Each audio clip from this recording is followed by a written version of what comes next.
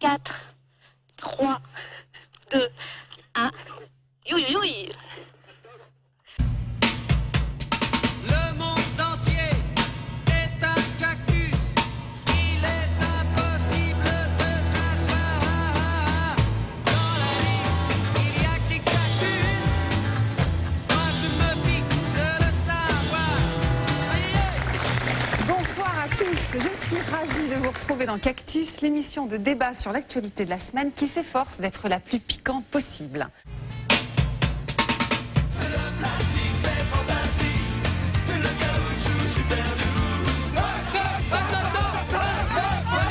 Des incidents aujourd'hui sur le parvis de Notre-Dame à Paris pour dénoncer les propos du pape Benoît XVI sur le préservatif.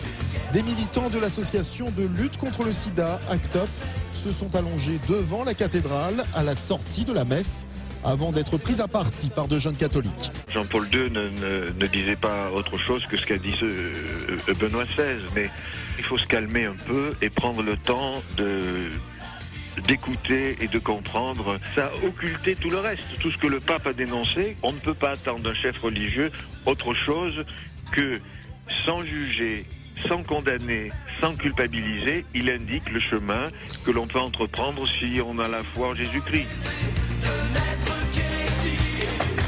Alors c'est loin d'être notre premier débat sur le pape ici. Benoît XVI est tellement présent dans Cactus ces dernières semaines qu'on finira peut-être par l'inviter en personne. Mais en attendant, eh bien, je vous demande d'accueillir une vraie aficionada du pape, une papiste de choc. Il s'agit de Frigide Barjot. Elle est chroniqueuse dans le journal satirique Jalon. Et alors elle vient de créer un site à la gloire du pape. Et l'adresse de ce site, c'est benoîtjaiconfianceentoi.org. Bonsoir Brigitte. Frigide. J'arrive pas avec votre pseudo. Moi c'est Frigide. C'est étonnant. Il paraît que c'est pas bien de parler du pape en s'appelant Frigide Barjot. Ben, j'assume. Voilà. J'ai pas mal, hein. Barjot, on est tous Barjot quand on est catholique. Oui, on sait jamais. Si jamais vous avez des trucs à me demander, c'est là-dedans. Ouais. Alors vous êtes une catholique fervente? Non, je suis catholique. Il n'y a pas besoin d'être fervent. Non, mais je veux dire engagée depuis longtemps sur les questions religieuses ou pas? Non, mais je suis pas engagée sur les... Non, en fait, je suis même pas engagée sur les... Je prie, j'ai la foi, parce que je crois que Jésus est venu nous dire un message qui nous sauve. Voilà, c'est tout. Et pendant très longtemps, bon, j'avais une éducation, comment est-ce qu'on dit? D'origine catholique, dans des collèges... Catholique, tout simplement. Non, parce que ça n'avait rien de catholique. Moi, on m'a jamais appris le credo à l'école. On m'a appris Freud, Marx, c'était dans les années 70. C'est pas si mal, hein? Comment? C'est pas si mal non plus. Oui, mais j'aurais bien aimé Saint Thomas d'Aquin, j'aurais bien aimé Saint Augustin, ça, il n'y avait pas dans les écoles. Aujourd'hui, il est en train de se passer quelque chose d'extraordinaire, c'est qu'on va commencer à pouvoir en parler et pouvoir dire qu'il y a une culture catholique. Voilà, je viens juste vous le dire. L'évangile, ça fait un petit moment qu'on en parle hein, quand même, non?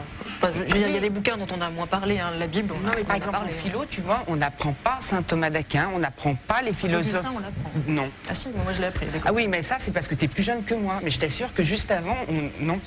Aujourd'hui, je pense qu'on peut revenir à la philosophie chrétienne. Et que les chrétiens sont en train voilà, depuis Jean-Paul II, c'est vrai qu'on peut reparler de Dieu. Et aujourd'hui, on peut reparler de la foi catholique avec Benoît XVI.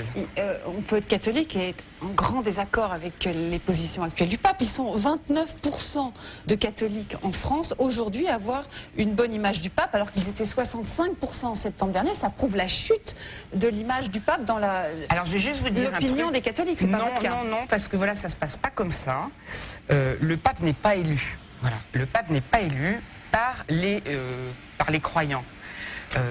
Les croyants, ils suivent Dieu, ils suivent pas le pape, ils savent pas s'il a une bonne image médiatique ou pas. Ils savent simplement s'il croit dans ce que le Christ a enseigné. Voilà. Et le Christ, il a enseigné d'aimer son prochain. Des 10 commandements, il n'en a fait qu'un. C'est tu aimeras ton Dieu et ton prochain comme toi-même. Voilà. Sorti de là, après il y a un credo, tout ça. C'est là qu'on se reconnaît catholique ou pas, ou chrétien même. Hein. Je vais vous dire même chrétien. À partir de là, on n'est pas là pour prendre le pouvoir. Donc on n'a pas besoin de sondage pour savoir si on va aller, je ne sais pas dans quel gouvernement mondial, des chrétiens ou des cathos, on s'en fout. Honnêtement, on s'en fout. On veut juste, s'il vous plaît, en ce moment, pouvoir dire ce qu'on a à dire. Et moi, j'ai 3 choses à vous dire. La C'est première... donc pour ça que vous avez créé votre site. Hein, Mais oui, parce que je suis désolée, à part, et je remercie mes amis du Figaro, enfin aujourd'hui, par exemple, on a la vérité sur ce que le Vatican dit sur le préservatif dans la lutte contre le sida. Ça fait longtemps qu'on sait que le Figaro est la Bible du journalisme. Voilà, tu vois, en fait, avant le Figaro était comme ça, maintenant... non, attendez, voilà, très honnêtement, le Saint-Père, enfin, Benoît XVI, on va pas dire Saint-Père, parce que je parle à tout le monde, là, donc je vais pas dire mes vocabulaires de secte catho. Benoît, il dit dans l'avion, en partant en Afrique, il dit juste, si on responsabilise pas les gens, si on n'y met pas de l'amour, de l'âme, du cœur, à ce moment-là, uniquement le préservatif, aujourd'hui, c'est pas efficace. Ça peut même aggraver parce que ça peut donner une impression de liberté qui est fausse. Voilà, et on part dans une liberté sexuelle. Voilà. Deuxième chose. Attends, ouais. Voilà. On va quand même essayer de faire réagir le plateau. Finissez sur ce Je termine juste là-dessus. C'est la première fois, je tiens à vous le dire, je sais qu'il y a des catholiques, ça va un peu les choquer, qu'un pape, pas évidemment en messe, pas en chair, mais il sort de sa bouche le mot préservatif. Excusez-moi de vous dire, et c'est pas nos amis, enfin mon cher Gérard qui est psychanalyste qui va me contredire, quand c'est dit, c'est déjà que ça existe. Tu vois ce que je veux dire? Et comme il ne l'a pas dénoncé, je le dis, je sais pas où est la caméra, il n'a pas dénoncé dans la lutte contre la mort qu'est le sida. Il ne l'a pas dit. Il a dit que c'est dans un corps de 3 préventions qui passe effectivement par l'abstinence avant le mariage, enfin avant d'être en couple. Voilà. Ça veut dire. Alors c'est un. Non mais attendez, là, on va peut-être laisser parler un peu. Non, je termine. Commencer par demander à Jean. Et ça a marché en Ouganda. On a une baisse des malades en Afrique, en Ouganda, aux Philippines, ça marche. Oui. Voilà. Alors je me permets de dire ça parce qu'en ce moment on dit vraiment n'importe quoi. Autrement que dans cette défense de l'infaillibilité pontificale. C'est pas une infaillibilité, c'est une pastorale, ça. Je suis désolée. Pardon. Voilà. Non, ça c'est une pastorale, c'est absolument pas infaillible. Comment réagissez-vous à cette position-là dans le catholicisme? Est-ce que le pape, oui ou non, est contre le préservatif? Voilà. Jean, s'il te plaît. S'il vous plaît. Franchement, j'en sais rien du tout. Eh bien, moi, je te dis que non. Voilà. Il est évident que l'Église n'a pas de chance avec la science. C'est pas la première fois que l'Église a des problèmes avec la science. Tout le monde a naturellement pensé à Galilée, mais il faut surtout penser au problème de la vivisection. Quand on a commencé à examiner les cadavres, notamment à Bologne... Oui, c'était il y a longtemps, Jean. Écoute, attends, nous on est dans un truc très précis en ce moment. On est sur la mort des Africains, des gens qui meurent du sida, il y en a 22 millions. Je fais un petit historique très faible. Oui, non. Tu vas me rappeler l'Inquisition, tout ça. Non, c'est fini tout ça. On est dans Vatican. Gérard Miller, voilà. Précisément. Je ne parle pas du tout de l'Inquisition, je parle de la science. Ah bah Galilée, je suis désolé, il est un peu passé, je crois, sur le... Voilà, mais il n'a jamais été brûlé. Jean et Frigide, j'ai lu le verbatim du pape. D'abord, il faut dire aux téléspectateurs qu'il y a deux versions. Il y a deux versions. Il y a la version ce qu'il a dit et ensuite ce que le Vatican a publié et sur quelques détails. Non, sur quelques détails. Slogan publicitaire. Si tu me laisses parler, je vais dire. Donc, le Vatican a voulu lui faire dire. Voilà. Pas du tout, mais arrêtez la vidéo. Frigide. Quand on lit le verbatim. Sinon. Non, mais si tu veux écouter ce que je vais te dire précisément sur le point. Quand on lit le verbatim, il y a toutes les nuances du monde dans ce qu'a dit le pape, où on peut lire qu'en effet, il n'est pas contre le préservatif, que ce n'est pas la solution. Il y a toutes les nuances du monde. Ça, c'est vrai. Maintenant, quand on est pape, même si on est un mauvais communicant, qu'on va en Afrique, que pour la première fois on prononce le mot préservatif, on doit savoir, et si on ne le sait pas, on doit s'interroger sur la façon de parler au peuple, on doit savoir que ce que tout le monde retiendra, y compris les Africains, ce sont des réserves, voire une condamnation du préservatif. Tu peux ensuite dire, mais c'est pas ce qu'il a dit exactement. Non, mais le propre des hommes politiques, c'est qu'ils vous font des discours, et le pape là n'est pas un homme politique, où il y a tout et son contraire. Et quand vous leur dites, vous avez dit ça, ils disent, ah oui, mais j'ai dit aussi ça. Non, sauf que tout le monde a retenu, y compris les Africains, que le préservatif n'était pas en odeur de sainteté, et c'est ça qu'on a reproché au pape. Mais c'est la première fois qu'on a... C'est très important que tu comprennes que l'erreur du pape, qui n'est pas infaillible, et là-dessus ça ne portait pas, que l'erreur du pape, c'est d'avoir fait une communication qui a été centrée sur un point que tout le monde a retenu, une condamnation. C'est ça qui est dommage. On peut être au moins d'accord sur quelque chose. On a coupé la phrase. Me semble-t-il, Frigide. Je pense que Jean avait apporté le début de la réponse en disant la chose suivante, c'est qu'en fait, un pape, ou le Vatican, ou la religion catholique, parle d'éternité. Et ce pape parle d'éternité. Bah comme tous les papes, tu sais, je veux dire. Notamment, mais ce que je veux dire par là, c'est que c'est un théologien, ce pape. et c'est peut-être pas, pardon, j'ai choqué beaucoup de gens, un bon pape au sens Jean-Paul II du terme, qui était un fabuleux communicateur, chef d'État d'ailleurs, et qui a joué un rôle très très important dans l'histoire du XXe siècle, alors que ce pape-là, pour l'avoir lu, les écrits du cardinal Ratzinger, qui n'était pas encore pape, ces écrits sont d'une très très haute volée. C'est vraiment des écrits très intéressants. Et ce qu'il dit, notamment en Afrique, quand il parle, ce que vous avez dit, le triptyque, là, abstinence, fidélité, préservatif. Éducation. Non, mais c'est intéressant et ça a été mal interprété, c'est vrai. Mais ce que je veux dire simplement, c'est que ce pape ne sait pas communiquer, il ne sait pas... Il s'en fout, non, il se tait. Il ne doit pas être pape, en fait, peut-être. Mais vous êtes fou. Peut-être que pour être pape, il ne faut pas simplement avoir un cerveau, il faut peut-être avoir un minimum de cœur.